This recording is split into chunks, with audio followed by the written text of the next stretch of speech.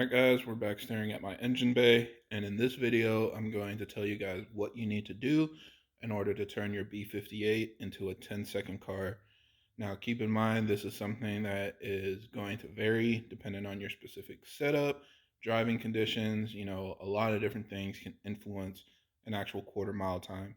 So I'm going to try to tell you guys what typically works for most people, but as always, depending on your car and how you want to actually set it up, you'll need to do your own testing, do some trial and error and just respond accordingly. So this is going to kind of help you pick a starting point if you're planning out your build, and then go ahead, begin ordering parts and get everything set up and figure out with your tuner what works best.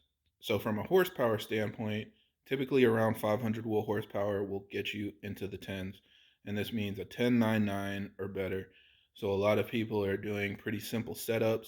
They just do like a stock turbo with a downpipe and a high pressure fuel pump and maybe a custom tune on an ethanol mix.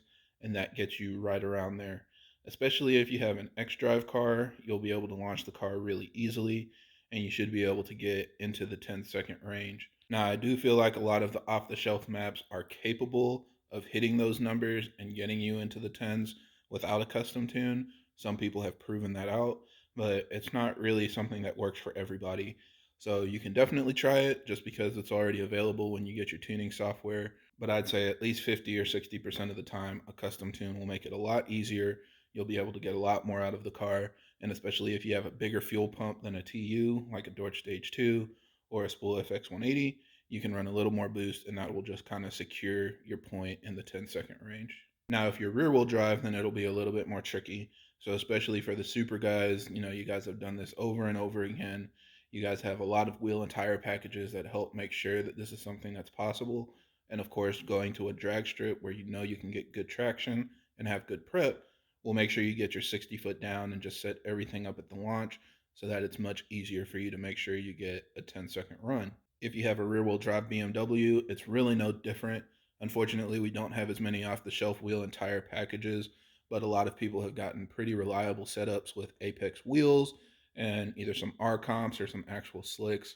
I'll be doing another video in the future to help you guys figure out how you want to set up your suspension and tires to get the most grip and get the best times. So definitely subscribe because that video will be coming in the future. But if you look around on the forums and things like that, you'll see a lot of people running good setups that can help make sure you get the best times possible. Now, let's say that you don't want to run ethanol, you might just want to run pump gas. And I have a video on this to try to explain to you guys how you can make more power on pump gas. But simply, the easiest way to do this would be to upgrade to a hybrid turbo. So one of the big three turbo systems, stage 2, a Flowmax, or a Pure 800, all should be able to get you there on pump gas. Keep in mind, it's a good idea to pair this with at least a TU pump. And then when you finalize your tune, you should be able to get over 500 wheel horsepower with some really good top end pull. And that should make it easy for you to get into the 10-second range. Now, let's say you're like me and you've got the worst setup possible for a drag racing setup, and you picked a manual transmission. Now, we're going to need a lot more power in order to make sure that we can get into the tens. The same setups that are running tens on automatic cars are going to be running 11s or worse on manual transmission cars. So it's a really good idea to try to get your power up a little bit more. Try to get into the 550 to 600 wheel horsepower range. The same thing applies as far as making the power. So you'll need a big turbo and preferably an ethanol mix or methanol to kind of support those kind of horsepower goals. And you'll also want to upgrade your clutch. So a lot of times people try to do drag racing on the OEM clutch, and it can work, but it puts a lot of wear on the organic clutch material. So getting an aftermarket clutch like a Spec Stage 3 or a Motive Twin Disc, one of these off-the-shelf options will help ensure that you have a clutch that's designed to handle the launch, and you won't be just burning through clutches from doing, burnouts and getting a good hit on good prep. And then the same thing applies for the drivetrain. So if you have an all-wheel drive car, it'll be much easier to get that launch down. If you have a rear-wheel drive car, make sure you have a really good tire and you're running on a good surface so that you can get the best launch possible. Now, again, most of this advice is against what I would consider typical, but it's not a guarantee that it will work for everybody, especially if you have a bigger car like a 540i or an X3.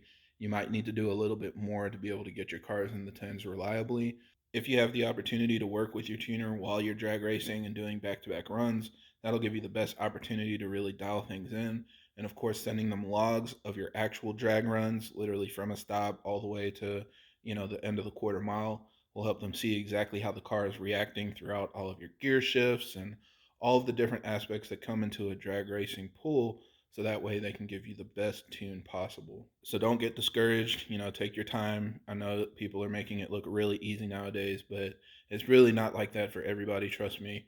Do what you need to do and react to your car appropriately, and you'll get there in no time. Now, one other thing a lot of people don't consider is weight reduction. And when people post up their times, they don't always say right away that they have a lot of weight reduction done, but it is probably the easiest way to get more performance out of your car without putting any extra stress on your engine or drivetrain. So the easiest thing to do is just to remove your seats. Most people remove the rear seats because it's a little more convenient and less invasive, but removing the front passenger seat probably removes twice as much weight as just removing the rear bench. So removing the passenger seat will give you a really significant savings, and if you don't mind not having it right next to you, that will give you a much bigger improvement in performance. A lot of people also just replace them with aftermarket seats that are lighter. So if you want to get rid of your driver's seat and replace it with an aftermarket one, that will take a lot of weight out of the car as well. A lot of them are extremely comfortable, and if you don't have a coupe like me, it's something that's really easy to use. You can kind of set it up to be fixed in your driving position, and then it'll just be perfect for daily driving. If you have a coupe, it's a little bit harder. You'll want to get some sliders and rails that allow you to still access your back seats, but the weight savings is still there. So if you really want to get the most weight out of the car, that's a great way to do so. So yeah, that's pretty much it. Just kind of try to get your car into that power range, or if you're willing to consider some weight reduction, do that. And these cars are pretty simple to get into the 10-second quarter mile range. So hopefully if you guys are trying to do that, this video helps you out. Thank you for watching. And if you have any other questions or comments, leave them down below.